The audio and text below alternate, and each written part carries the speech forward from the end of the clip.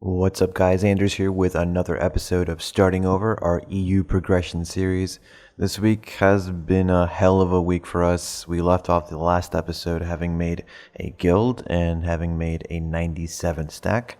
After going TET on a few pieces and failing, I spent a day or so trying to get Bheg, Kzarka, and Dandy back to TRI, and I kinda had an itch to just at least go for TET one more time on the Dandy, with crons this time, of course, and on the 97 stack. I know it's pretty high, it's a pen stack, but why not? I just wanted that TET. Well, it succeeded, and making it 45 days playing, getting our first TET, and the TET Dandelion at that. We got it on February the 15th, and though we did use a 97 stack, man, I honestly just can't complain. Huge gains. And I don't know what else to say. It was a really good start to the week. And I spent it mostly doing group Shadow Arena with my guildies to get memory fragments to repair everything else, because everything was almost half broken half the time. And we've grown the guild to 45 members, and as of right now, we're no longer accepting new members till we can get some officers promoted and see who sticks around staying active. 45 is already tough enough knowing who is who, so I really didn't want to expand too quickly, and right now we're working on combat buffs at the moment, and while I do try and stay active, it's tough to be active for times when members want to run guild quests because the time zone difference is so drastic. But a couple days from now I can start promoting some people, and so it shouldn't be too much of an issue much longer. But overall, guild is pretty cool. I mean, I met some good people, and I'm excited to see what we can do moving forward. And apart from Shadow Arena, I did start working on some of those dark rifts, which are great for new players. I think one of the best things they've implemented into this game. The great thing about dark rifts, I think, is that it allows new players to catch up in a way that maybe they're not getting the best in slot items, but it gives them a way of knowing, okay, well, I'm going to go to this rift, fight this boss, probably die a bunch of times, but once I defeat it, I know for sure I'm going to get some money, some guaranteed money where it's not completely RNG.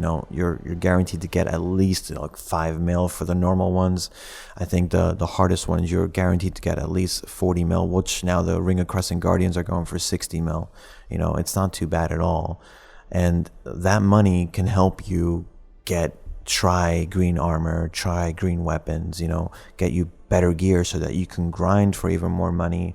Or if you hate grinding, it's just a way for you to make money without having to grind. If you absolutely hate it, it's a good way to also supply the market with all these yellow accessories that frankly we don't really have much of. And I know some people don't like the idea of, okay, well, sometimes some people get way too many rifts. Some people get 6 rifts a day. What the hell is that? That's not fair. I don't get any rifts.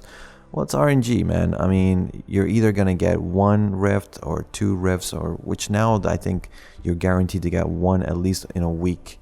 So if your RNG is terrible for that week, you're at least going to get 1. You can be happy knowing that.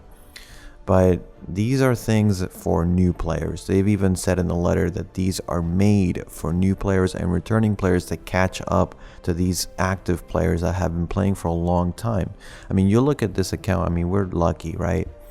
But we're still a long, long way away from catching up to people that have been playing for years. And we're not going to get there just by grinding. That's not going to happen. We would have to have insane luck and succeed every enhancement to TET and try yellow to then get soft cap and then go beyond that, because soft cap isn't really a thing anymore once you start looking at the high-end grind zones, So I think dark rifts specifically are just really good for new players especially, and I'm just happy that finally they've added something good, because Savage Rift was a shit show. It was interesting, but it just didn't have that worth, It wasn't really worth your time doing, so that's why no one does it anymore. Dark Rifts are different. It's a solo thing. You can do it whenever you want. I believe the bosses don't even despawn. There's a limit to how many you can have at once, but there you go. perfect.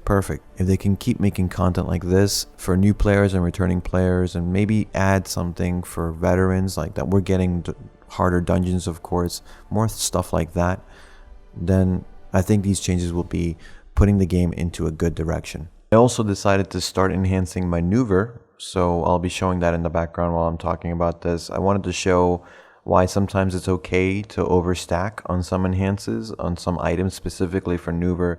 It was the last weapon piece I wanted to work on. I was kind of short on memory fragments, so I wanted to overstack. And also why saving those flawless enhancement stones you get for doing world bosses are so good to use for items like these. Now we got Pry using just 50 memory fragments, which is way more than lucky. Usually I use 100 to 200 depending on how finicky the item wants to be. And getting Nouver to try was a whole other deal though. Duo is like my curse, my nightmare, man. I cannot get Duo. I push 40 stacks easy going Duo, so I decided, hey, let's use one of those 40 stacks to go for DUO Basilisk. Why not? I sniped some prize and I failed 2 DUO Bassi attempts in a row with a 50% chance, which stings, but you know, that's the name of the game sometimes. You get some and you lose some. I've been trying to go to bosses as much as I can, and we did end up getting another Kzarka box from Kzarka, which is a nice 100 mil for free, so thank you Kzarka for that. And the reason I wanted to go for DUO Bassi was simply because I knew prices would rise a bit after the central market came around, and I wanted to try to get DUO Bassi or DUO Ogre before then. Now I won Pri Bassis obviously a lot easier than getting Pri Ogres, which is why we went for DUO Bassi instead of the Ogre. But overall, my week was essentially Shadow Arena solo, Shadow Arena in groups whenever the group Shadow Arena didn't crash on us. Try to socialize when I can, grind a bit at night so we make some headway to level 61, which we should reach soon at the rate I'm going. Next week actually, if I stop being lazy and grind longer than 2 hours a night. And that's pretty much my daily schedule. Trying to lead somewhat the guild, though that can be time consuming, and then I was feeling like maybe my RNG was starting to wane. Some people were getting really like lucky with some rifts, with some world boss drops. So I said, you know, we started the week with this TET Dandy, which, you know, is amazing, don't get me wrong, but failing DUO Bassi a couple times, you know, it made me wonder if I'll get one before Central Market. It was kind of making me paranoid a little bit, so I needed to go for something extra before we finished off the week, you know, otherwise the video would be just a TET Dandy, which is, you know, good enough, but my hope was to at least hit TRI Nouver so we could get an additional 5 AP on top of the 8 AP we gained for hitting TET. And we finally did, you know, we hit TRI Nouver. It was great. I was actually going to go for DUO Bassi if it had failed. And we got a Pri Bassi from the market. I said, okay, well, let me go for Duo on a 37 stack. It went up. Awesome. Now we have a DUO Bassi, a TRI Nouver, a TET Dandy all in 1 week. But I do have this Bassi base sitting in my storage. And we have a 59 stack that I got for failing TRI on my Nouver a few times. You know, I think it's time for a TRI Bassi attempt. And yeah, I was like, okay, let's go. Let's blow up our Bassi. Why not? I mean, we'll lose 2 AP that we just gained. Didn't matter to me. But I have this thing where whenever I go for TRI accessories, TRI yellow-accessories specifically, I have to go and sacrifice a piece going TET. Doesn't matter what it can be. It doesn't have to be our own class. It needs to be something going TET to sacrifice for the TRI accessory gods, right? So I threw my Kzarka in there and, well, yeah. TET Kzarka. 2 TETs in 1 week, one at 97 fail stacks and one at 59. I never did get to go for TRI Bassi, but you know, it's not like I can complain. I'm sure we will go for TRI Bassi in the future. And now we have 222 Awakening AP, 220 main hand AP, and 50 days since starting this account, we have 487 gear score. Now, once we hit 61, we'll be at 490, at which point we'll start working on TET Bhegs and DUO Ogre, which will give us 500 gear score after finishing the adventure journal that they gave us. Not bad at all. Now, I have the money to pre-order a Kudum, but I'm not sure if I want one at the moment, especially since we're still on a quest to get Dimtree and Uragons. And those pieces, man, they're still elusive to me, so hopefully we can get one or both in the coming weeks. And that's pretty much it, guys. I mean, a lot of gains this week. Probably some of you are disgusted with the RNG carry, and I'm sorry. I mean, I would be honestly disgusted myself. But hey, I'm sure I'll fill some TETs and try accessories down the road, as everything seems to balance out with this game. Now I'm gonna try and work on the beginner guides. I've been slowly getting ready to hopefully help you guys out, because I get asked a lot about enhancing specifically in DMs. So hopefully the enhancing guide will help you figure some things out, or at least understand the way I enhance, since everyone does it slightly differently.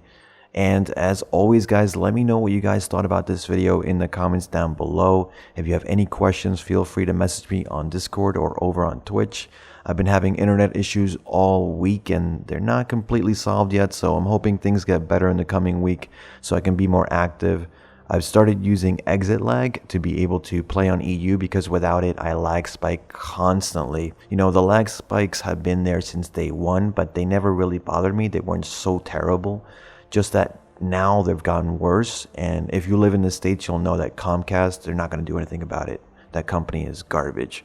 So I tried playing on NA to see, maybe it's BDO, maybe it's my internet in general, but I don't get any of that lag at all when I play NA. It's super smooth, considering I have about the same ping. So it must be something going wrong, as my connection makes it to Amsterdam, which is where I believe the EU servers are located. But you know, with that said, let's hope things work out themselves, as the RNG of this account is just way too good to waste on shitty connections to EU.